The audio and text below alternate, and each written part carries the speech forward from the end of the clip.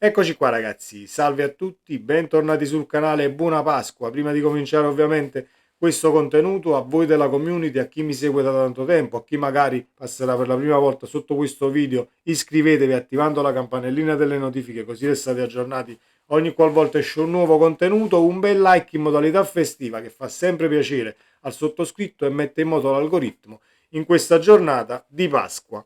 Avendo avuto modo di rivedere la partita del Napoli, volevo condividere con voi alcune cosine dal punto di vista tattico, aiutandoci con la lavagna qui dietro per quanto riguarda questa situazione, diciamo, salire dal basso che non riesce, la solita pallata sull'attaccante che possa essere Lukaku, Tizio, Caio o Sempronio, fa poca differenza, senza tralasciare le dichiarazioni post partita del nostro mister che a me non sono andate giù, né più né meno. Da dove cominciamo? Cominciamo proprio da questa situazione. I campi di Castelvolturno, il napoletano vuole vincere altrimenti diventa cattivo, almeno a quanto abbiamo letto. Punto primo, il napoletano non diventa cattivo, il napoletano diciamo che si arrabbia tra virgolette quando viene preso in giro e quando ci si appende a cose che non esistono. I campi di Castelvolturno, una di quelle. Era Mazzarri, quello lì, l'orologio, a scusa, quello non stava bene con lo stomaco, l'altro invece ha fatto tardi, ha dormito poco, eccetera, eccetera. Da, da un personaggio del calibro di Antonio Conte non me l'aspettavo, devo dire la verità, però ovviamente c'è da analizzare questa situazione infortuni. Conte dice che sui campi Castelvolturno, io posso solo dire che su quei campi di Castelvolturno calcati da tantissimi calciatori anche nel passato, così come un Higuain, un Mertens, un Insigne, Amsic, eccetera, eccetera, eccetera, siamo sempre stati una squadra che diciamo non ha scalato le classifiche arrivando quasi in cima per la situazione infortuni come è successo l'anno scorso e quest'anno. Sicuramente diciamo da mettere nel calderone delle valutazioni ci sono i calciatori, alcuni più soggetti, altri meno ad infortuni, ma non possono essere i campi di Castelvolturno o solamente quelli, perché può darsi pure che abbiano avuto qualche cedimento, diversi da un paio di anni fa.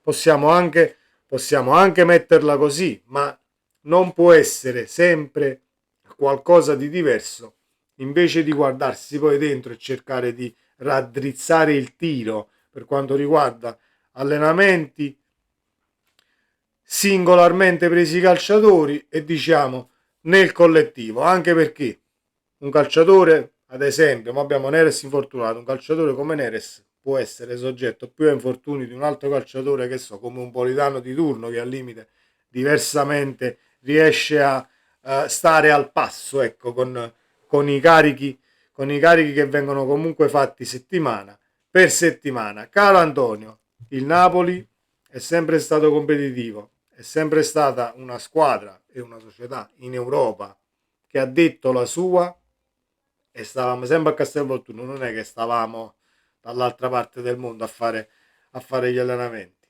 Basterebbe guardarsi dentro e basterebbe darsi, tra virgolette, una calmata per quanto riguarda l'esposizione nelle conferenze stampa, perché è una situazione dal punto di vista mediatico, ma io credevo che, diciamo, il nostro mister ci arrivava, tra virgolette, a pensare una cosa del genere. È una cosa che non funziona a Napoli, non funziona di nessuna maniera.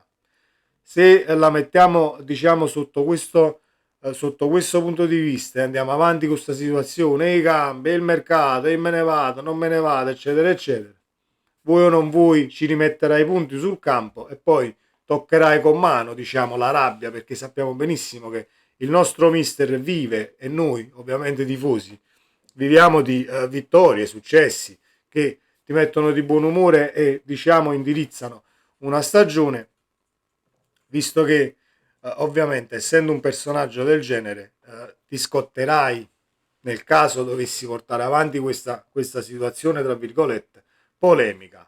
Aperta e chiusa parentesi, ovviamente non sto qui a dire Conte ieri era buono e oggi lo mandiamo a quel paese, non è un discorso che deve ovviamente avere diciamo questa distinzione, sto solamente dicendo la mia su una situazione che deve essere gestita in maniera diversa, soprattutto se poi si vuol continuare insieme. Monza-Napoli. Monza-Napoli dal punto di vista tattico, perché anche con l'Empoli abbiamo avuto problemi, ma è una situazione che si presenta, diciamo, ogni 3-2 durante l'anno. Soffriamo quando veniamo attaccati e veniamo chiusi nella nostra area di rigore, non riusciamo ad uscire e proviamo sempre la solita palla sulla punta. Però dipende questa palla come arriva, ma ci arriviamo perché dal punto di vista tattico, un attimo che riprendo degli appunti che mi ero scritto, altrimenti andrei avanti a dire baggianate arrampicandomi. Ecco, allora, la squadra di Alessandro Nesta ha avuto un approccio molto, ma molto difensivo. Così come Monza-Inter è finito 1-1, così come Inter-Monza finisce 3-2 con una giustizia rivedibile quella partita, mettiamola così. Comunque è una squadra che dal punto di vista fisico e dal punto di vista della corsa, alla fine da chilometri percorsi 119 per il Monza, 122 per il Napoli, non è che è una squadra che ha corso 10 km in meno, quindi diciamo che è su tutti i palloni, molto lucida e ti ha chiuso praticamente le fasce, perché raddoppi di marcatura qui e qui quando noi dobbiamo uscire dal basso e quindi ti rimane questa zona centrale, a meno che tu non salga con i due centrali di difesa, Raccamani in questo caso e Rafa Marin, a cercare un 1-2, creando poi quella superiorità numerica andando ad attaccare gli spazi in avanti. Però tu hai questa situazione da sfruttare, ovvero la pallata sulla punta, che dovrebbe, diciamo, diventare non una pallata, perché noi siamo qui a dire Lukaku perde tantissimi palloni in una partita. Io ho rivisto il match e sono andato ad analizzare dei numeri. Alla fine Lukaku non ha avuto una palla decente, una sola non l'ha avuta, o troppo alta in petto, o dei tiri talmente forti che per stoppare un pallone ci vogliono 40 tocchi, e ovviamente trovi l'altro centrale che viene qui, se riceve il pallone Lukaku e lo viene a raddoppiare, diventa complicato poi, diciamo, risalire dalla pressione avversaria. Quindi bisogna trovare un'alternativa diversa ed efficace per quanto riguarda la pressione dell'avversario, e ci chiudono nella nostra area di rigore e uscircene alla grande. Ecco perché Raspadori ha spaccato la partita, perché non c'è niente da analizzare secondo me nel primo tempo, al di là di qualche dormita che poteva essere fatale, perché il Monza è andato anche vicino al gol nella situazione con Castrovilli nel primo tempo. Detto questo, se noi riusciamo a servire al centro del campo il Lukaku di turno o il Raspadori di turno, che si gira e vede la scelta e il passaggio viene fatto come si deve, a chi poi sale e si inserisce, gli stessi esterni che si staccano dai raddoppi e, diciamo, sulla corsa vengono serviti, allora puoi aprire il campo ed andare in porta. Ma se usciamo con quelle palle alte o passaggi che diventano complicati da controllare, allora togli una punta regista, perché Lukaku è una punta che fa da regia, così come tanti altri attaccanti, e prendi un centometrista che corre, gli lanci la palla per praterie come era Osimhen, se la va a prendere e poi si vede, perché quello è. Cioè, molto semplice. Noi con il Napoli di Spalletti forse non lo ricordiamo più, credo di sì. Abbiamo fatto dei gol dove la palla veniva scagliata qua veniva scagliata sull'auto al limite e Osimhen se la andava a prendere. Uno seguiva ovviamente il nigeriano e il resto attaccava lo spazio per ricevere un eventuale pallone. Poi Osimhen con foga, corsa e tanta voglia di spaccare e buttare la porta a terra, al limite in solitaria andava in porta e segnava. Però se dobbiamo costruire palla a terra con calciatori che hanno visione di gioco, le scelte non le sbagliano, bisogna servirli come si deve. E visto che Neres non dovrebbe esserci nemmeno contro il Torino. Allora partiamo con Raspadori dal primo minuto, perché cosa è mancato ieri nel primo tempo? Il saltare l'uomo nell'uno contro uno sulle fasce. Anche perché Politano lo conosciamo, Spinazzola non è mai stato Vinicius, quindi diventa complicato mettere Raspadori dal primo per creare quella situazione in mezzo al campo e dare una soluzione a chi imposta da dietro, che può essere un Rachmani, può essere lo stesso Gilmour, lo stesso Lobbo, che devono verticalizzare verso il trequartista o la punta per far salire tutta la squadra. Ecco cosa è mancato ieri dal punto di vista tattico, per sommi capi, anche perché il gol nasce da un'invenzione di Raspadori, un'invenzione forse la sto facendo troppo grande. Raspadori vede McTominay che va a fare l'attaccante aggiunto e quindi ne esce un cross che era anche troppo morbido, tra virgolette. Si perdono il calciatore del Napoli in mezzo all'area, tutti danno la colpa a Turati, errore di Turati, sbaglia l'uscita, eccetera, eccetera. Ma se andiamo a rivedere l'azione,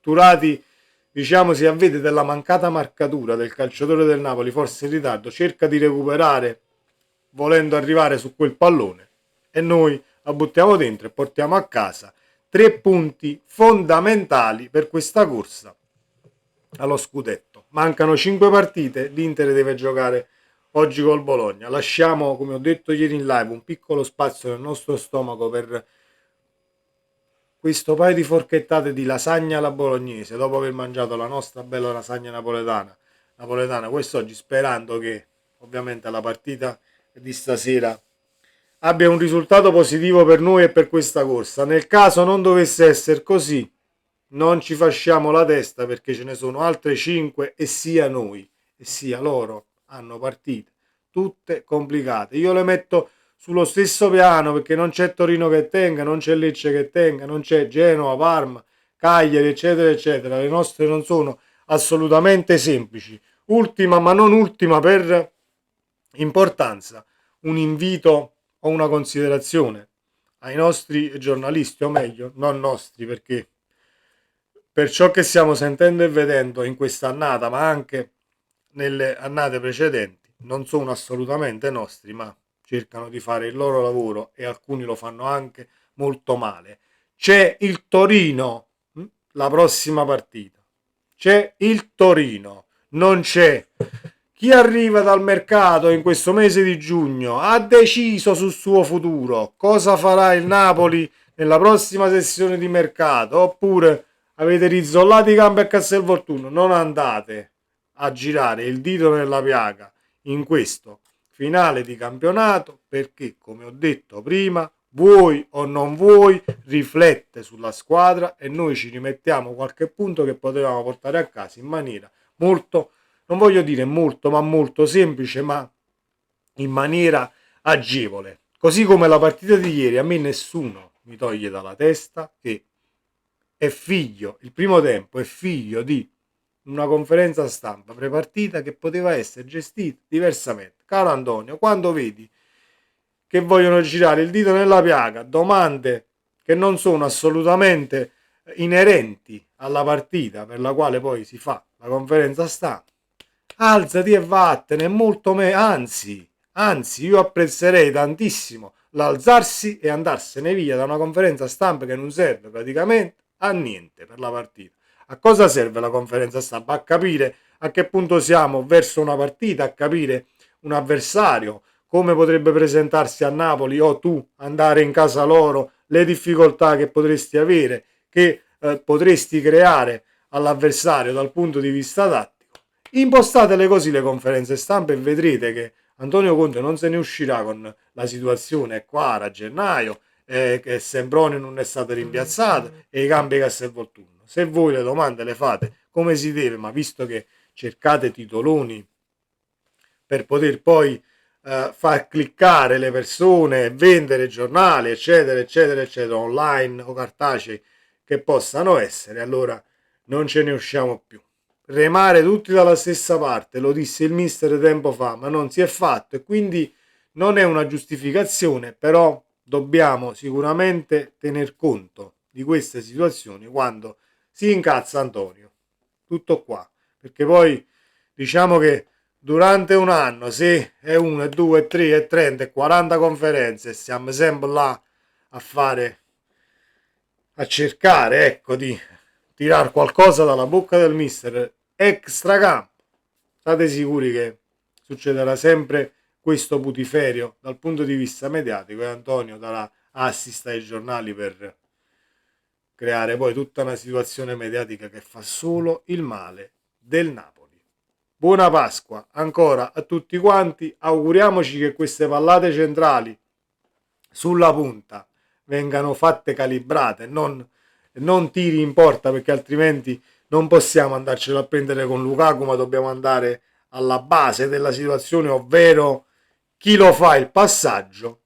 Raddrizziamo un attimo il tiro, la potenza e calibriamo queste situazioni e vedrete che il campo poi si apre per un calcio contiano, se vogliamo chiamarlo così, che non è assolutamente e non può essere assolutamente solo questo per quanto riguarda il livello tecnico in campo. Sempre Forza Napoli. Ciao.